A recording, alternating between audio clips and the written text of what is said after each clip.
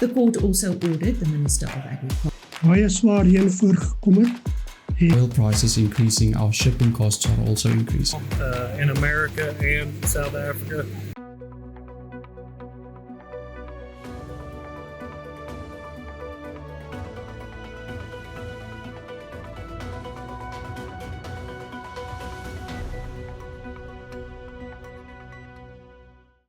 In today's news, Sakeliga, Free State Agriculture and the Southern African Agri-Initiative celebrated a small legal victory on Tuesday. This comes after the Gauteng Division of the High Court ordered senior officials of the Department of Agriculture to publish the proposed livestock scheme aimed at combating foot and mouth disease by 17 April. Promises to release the so-called Section 10 document have been circulating in the media for months.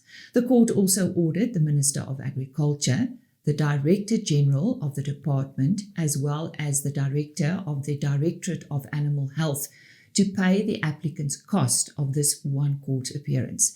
Dr. Theo de Jager, chairperson of SAI, says the court order has clearly highlighted the gap between bureaucracy and the urgency to address issues in the livestock industry. De Jager says while more farms are struggling financially every day, the minister has also a draft framework to show after 3 months.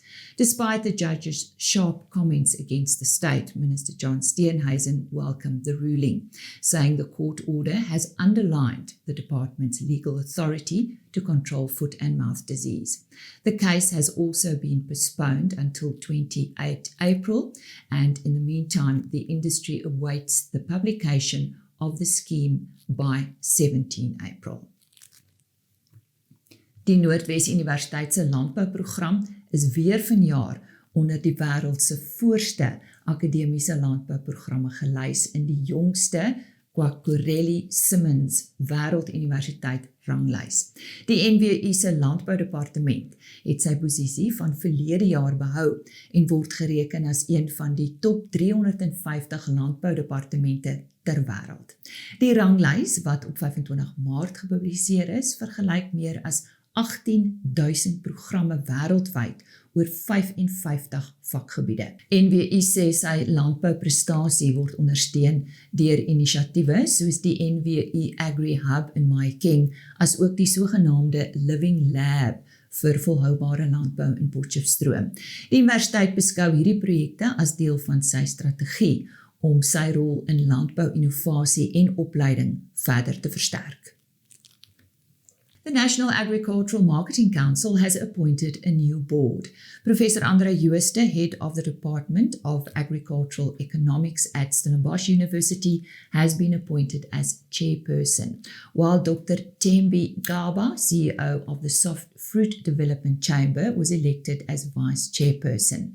The other board members include AgriSeater's Dr. Kathleen Hurley, Milk SA's Dr. Bonile Jack Palmer, and Dr. Mohammed Kadwa of the Sugarcane Growers Association. The other board members are all agricultural role players from academia and government bodies. They are Janetta Mahlangu, Jacqueline Maisela, Happy Mohane, Professor Katachelu Nepwa, and a Western Cape producer and Hortgrow board member, Unati Spears. The appointments were made in accordance with the Agricultural Marketing Council's mandate to provide strategic advice to the Minister of Agriculture regarding agricultural marketing matters, equitable market access, and the transformation and development of South Africa's agricultural sector. Die Noord-Kaapse minister van Klein Sake Ontwikkeling, Stella Ndabeni-Abrahams, het op 20 Maart die Noord-Kaapse Landbouontwikkelingsprogram amptelik by die Boontjieskraal Konferensiesentrum bekendgestel. Die landbouontwikkelaar is een van meer as 100 inkubasiesentrums wat landwyd deur die Klein Sake Ontwikkelings- en Finansieringsagentskap ondersteun word. Die fasiliteit is geleë op 'n gedeelte van die plaas Magersfontein, sowat 15 km suid van Kimberley. Volgens die regering sal die sentrum geïntegreerde ondersteuning aan opkomende boere en landbou-besigheidsentrepreneurs bied. Dit sluit opleiding, mentorskap, marktoegang en besigheidsontwikkelingsprogramme in. Die fasiliteite sal voedseltegnoloë, entrepreneurs, navorsers, studente en ander belanghebbendes in die proses betrek. TLUSA will be hosting the first ever Youth Farmer of the Year competition for school learners. The organisation said in a press release that the competition will focus on developing children's problem-solving skills, their creative thinking process and their sense of responsibility on a small scale. Participants must show that farming is not just about big farms, but about good ideas, planning and sustainable actions that creates value for their communities. According to Benny van Zyl, General Manager of the organisation, it is important that children learn early on how to put ideas into practice and take responsibility. He also believes that the project should inspire the next generation of innovators and leaders in agriculture. Europa se mees invloedryke landboudrukgroep, COPA-COGESA, het verteenwoordigers van die Europese Unie se lidlande versoek om teen die nuwe vryhandelsooreenkoms tussen die EU en Australië te stem. Die groep sê tariewevrye kwotas vir Australiese beesvleis plaas bykomende druk op Europese beesboere, wat reeds sukkel met hoë produksiekoste en ekonomiese onsekerheid. Volgens die ooreenkoms sal Australië jaarliks duisende ton beesvleis, skaapvleis, suiker en wyn teen verlaagde of geen tariewe na die EU kan uitvoer. Europese landbouorganisasies beskryf dit as 'n troefkaart wat boere se lewensvatbaarheid in gevaar stel. Die Europese Kommissie meen egter die ooreenkoms bied toegang tot 'n mark van sowat 450 miljoen verbruikers, terwyl dit ook handel en ekonomiese groei bevorder. Sommige EU-sektore, soos die motorbedryf, het die ooreenkoms verwelkom. Die ooreenkoms moet nog deur die onderskeie parlemente bekragtig word. Poland's veterinary inspectorate confirmed on Tuesday that more than 4 million poultry have been culled since January. This follows the worst outbreak of highly pathogenic avian influenza in the country in 3 years. The Agricultural Ministry has asked neighbouring EU countries to coordinate disinfection protocols at country borders and airports. They will target vehicles carrying live poultry, feed and byproducts. Strict cross-border movement controls have also been put in place. Die Russiese regering het beloof om produsente te vergoed nadat duisende beeste weens dieresiektes van kant gemaak is. Die uitskot-veldtog het aanleiding gegee tot die land se grootste nie-politieke protesoptogte sedert die begin van die oorlog met Oekraïne. Die uitbreking van siektes in 10 streke het verlede week 'n noodtoestand tot gevolg gehad. Volgens amptenare het hulle pasteurellose en hondstolheid by beeste geïdentifiseer. Sergei Dankwert, die hoof van die regeringskommissie, het Woensdag gesê die siektes het 'n ongewone vorm aangeneem en begin muteer, wat streng maatreëls tot gevolg gehad het. Boere en wetenskaplikes meen egter dat hierdie siektes nie die uitskot van groot vee verg nie. Die regering voorsien dat die vergoedingsskema vir sowat 9 maande volgehou sal word. Dit is dan vandag se nuus.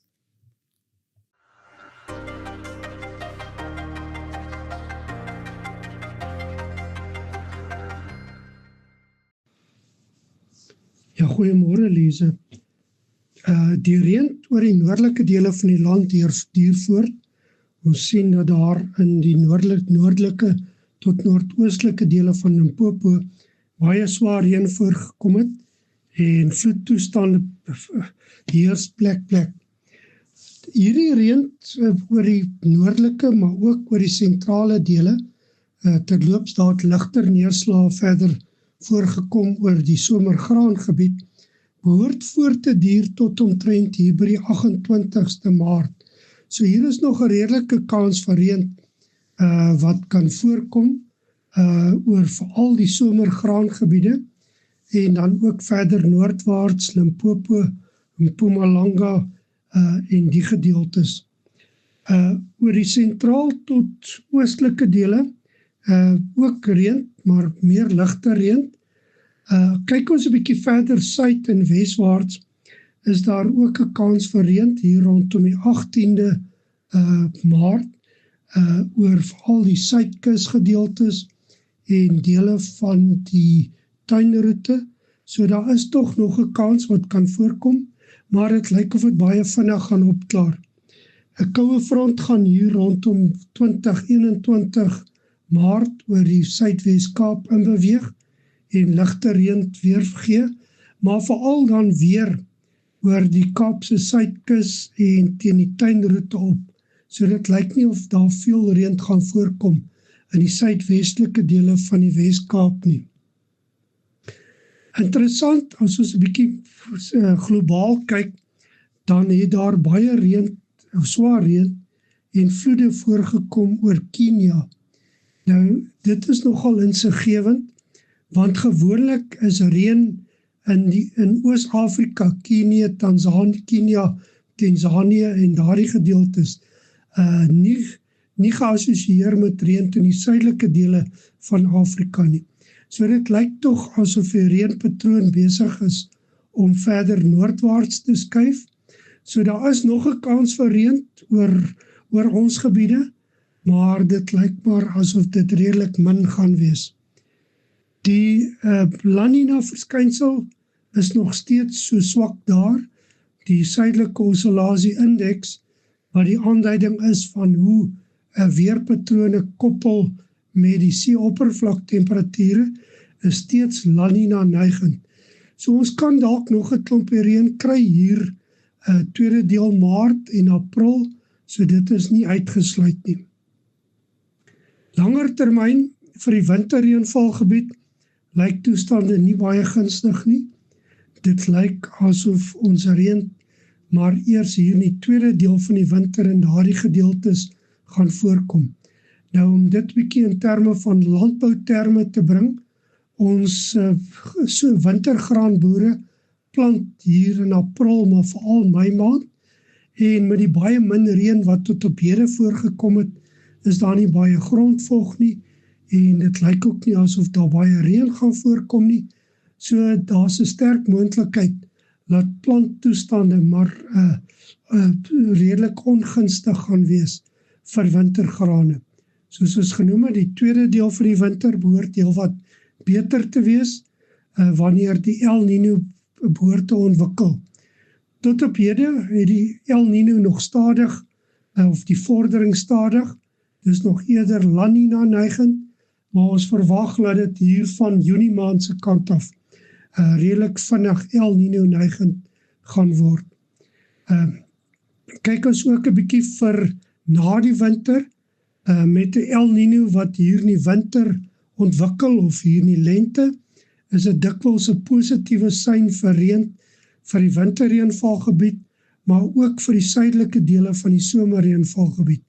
So dis nie uitgesluit dat ons reën kan kry hier in die lente en vroeë somer nie, maar met die El Niño wat behoort te ontwikkel, lyk toestande redelik ongunstig hier in die mid tot laat deel van die somer, veral oor die somerreënvalgebied.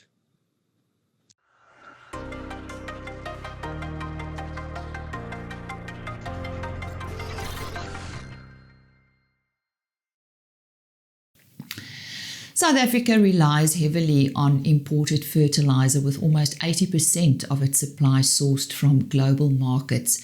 The sector is therefore particularly sensitive to exchange rate volatility and international price movements.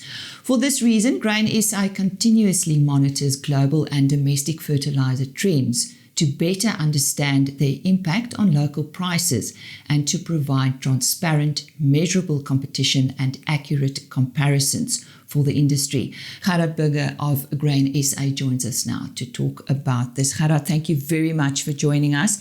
How are fertilizer prices in South Africa currently being influenced by everything happening in the world and, of course, the exchange rate? Hi, Lisa. Thanks for having me. Yeah, so the answer is actually twofold. Like you said, we are importing most of our fertilizers.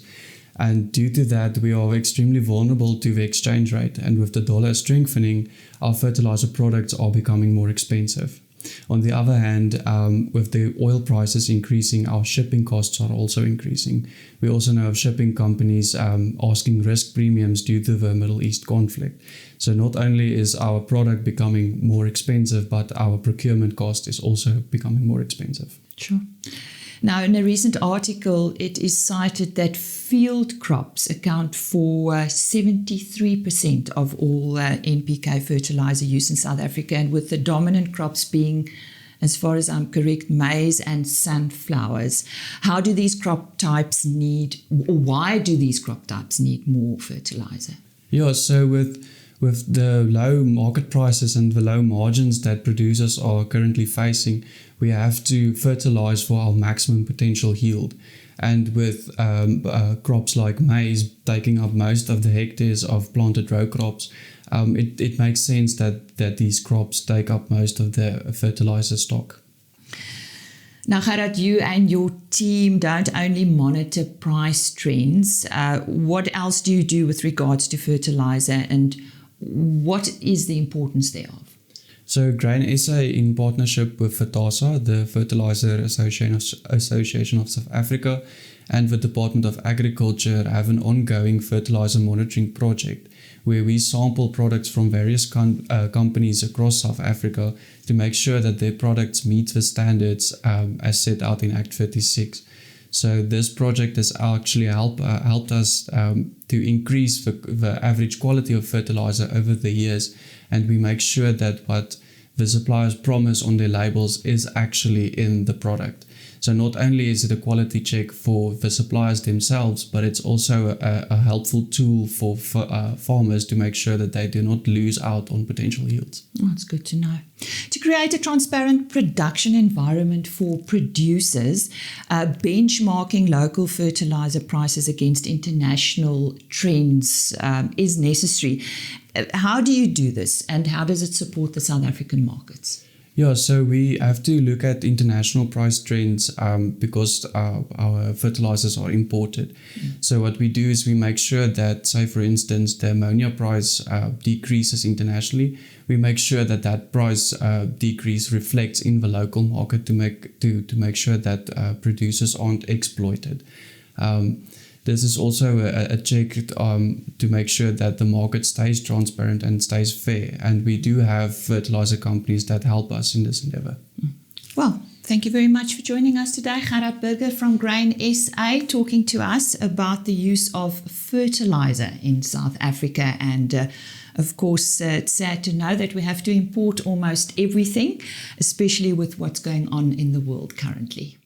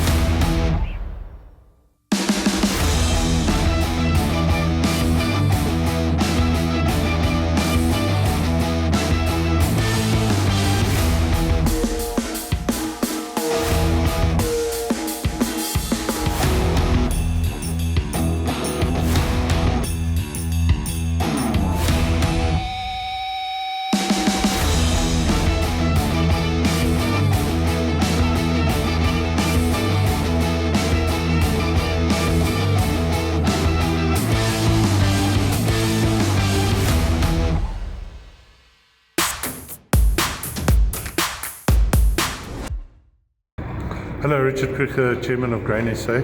We've just completed our first day of our annual Congress 2026, and what a wonderful day. We had a lot of inputs from producers, input suppliers. We were honoured to have the Minister here, and we finished the session this afternoon with Graham Codrington from Future Tomorrow, which kind of wrapped up the day. We also had an American producer Kevin Kelp talking about his systems and the implementation of cost-cutting measures that they've implemented in their production systems overseas. And really, we're in turbulent times. Producers are going to have to think very hard and long how they can use inputs efficiently. We have to use and produce more with less, and really a lot of bold decisions and bold moves and turbulent times for producers. The take-home message after today is really we have to arm ourselves against high input prices. The world events, especially in the Middle East, are going to impact us in the next 3 to 4 months. The future is to Graham Codrington try to sketch what is possibly is in store for us, and we will have to find ways to get through this dip in the market with high stock levels and low prices, and with high input prices coming as a result of the current situation in the Middle East.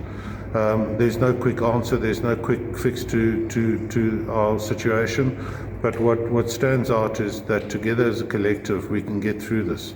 And my call to producers is to think long and hard about your inputs, about your production practices, and implement some of the strategies that have been discussed today.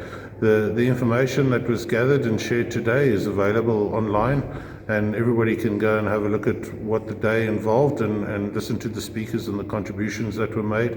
And I think food for thought are the way forward, and what stands us to do as producers and a producer organization to get through this crisis that we find ourselves in terms of commodity prices and what the future holds and has in store for us. I wish you well in the coming season, in the harvest season, but there are big production decisions that need to take place.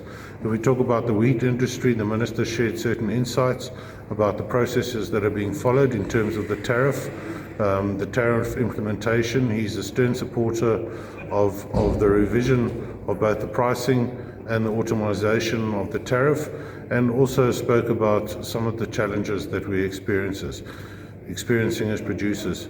As it would be, foot and mouth also came onto the table. Alarmingly, a lot of our producers gathered here today are involved in stock industry and in animal husbandry practices across their farms as a way of mitigating risks, and it would seem that a lot of farmers want to expand that as a way to mitigate the risks on crop production at this stage. And he sketched the plan really to get ahead of foot and mouth disease and to regain our foot and mouth free status. And this is a long-term plan, and we need to all together stand and be part of the solution as opposed to be part of the problem. Biosecurity measures, etc., we need to implement, not only in terms of animal husbandry, but in terms of disease prevention across grain production as well, where GOS, wilt, and various other diseases are spreading at an alarming rate. And there's a lot of research projects in that are happening at the moment in terms of controlling disease and ensuring that we still have a high output with regards to production. I wish you well for the coming season and everything of the best. Thank you. Beginning with a pilot right here in the Free State, which is a province central to our grain production, the partnership will identify and prioritise critical agricultural road corridors where targeted investment can unlock measurable economic value. And this is a type of public-private collaboration we need far more of. Government doesn't sit closest to operational bottlenecks. Producers, agribusinesses, and agricultural organizations understand those constraints intimately because they have to navigate them daily. And I believe that by aligning infrastructure reform with economic data sets from the sector itself will enable us to move away from just theoretical planning towards tangible delivery and ultimately improved margins. And the request by the Wheat Forum for the establishment of a Section 7 committee under the Marketing of Agricultural Products Act to examine the market structure throughout the wheat value chain. The concerns raised about market transparency and competitiveness are of absolutely critical importance. The establishment of the committee is linked procedurally to the governance structure of the National Agricultural Marketing Council, as this Section 7 committee has to be chaired by a member of that particular council. To give you an update, the process of appointing the new council is underway, The report of the selection panel was provided to my office. We reviewed the list carefully and have made appointments which we believe will ensure that the council is now fit for purpose and capable of addressing the complex market issues facing modern agriculture. Hallo, dis Joost de Kok. Ek is die voorsitter van die Wintergraan werkgroep. Ons het 'n werkprojektsessie gehad by die Graan SA Kongres hier in Botawil. En die sentiment en dit wat deurgekom het deur die Wes-Kaapse produsente by die kongres is dat die ekonomie is onder druk. Ons sien dit in terme van grondpryse wat daal, ons sien dit van veilings wat gehou word onder in die Wes-Kaap. Dis iets wat ons nie ken nie. So op die einde van die dag is die druk, die emosie van produsente af het deurgekom by kongres en dit was belangrik geweest vir die rolspelers om dit te ervaar en te gesien het. Op hierdie stadium, dit wat op die kort termyn vir ons baie belangrik is en die realiteit is, ons het nie tyd vir goed wat lank vat om te implementeer nie.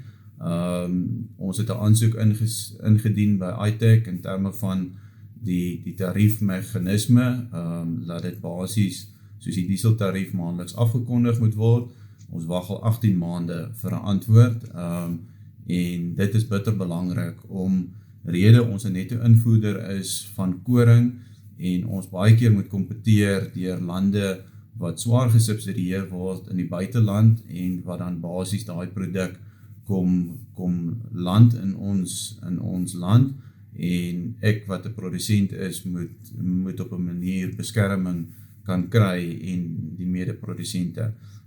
So dit is iets wat ons baie hard dryf en baie hard voor vra en dit is een van die goed wat ons bespreek het by die werkprojektsessie. Die ander ene is die alternatiewe metodiek in terme van die liggingsdifferensiaal. So dit is om basies die werklike vervoer en die kontantmark wat op hierdie stadium nie goed funksioneer nie, basies te kan kry, dat ons meer inligting het, meer data het en dat ons 'n goeie kontantmark het. So dit is by die sojas geïmplementeer, dit het einde Februarie, so ons wag in terme van 'n antwoord of hulle dit by die sojas gaan implementeer. Daai antwoord gaan ons hopelik teen Mei maand kry. Dit was die voorneme geweest wat ons vandag gekry het. Maar dit is daai goed wat belangrik is om vir die ekonomie en iets te kan terugsit in die produsent en om iets te kan doen in die winsgewendheid. Hello, my name's Kevin Cobb. I'm from DuBois, Indiana. I'm here at the GSA on behalf of Bayer DCOB. Kind of give a little talk today about fertilizer efficiencies. With the economy and agriculture being, let's just face it, kind of rough right now in America and South Africa. Just kind of gives a few pointers of how we're tackling the problems with the low commodity prices and trying to share the message to the South African farmers of how to be a little bit more efficient on their farm to be profitable and get to be able to survive through these tough times that we're going through right now. That is to help protect the not only the roots from the fertilizer application, but it actually buffens the salts. Salts aren't a killer for biology, it's a natural sterilizer. The humic acids actually help buffen those salts, so we run humic acids on that. And then our next application is at V10. We make another nitrogen pass, zinc, boron. We add our sulfur in at that last pass. You want to be efficient with sulfur.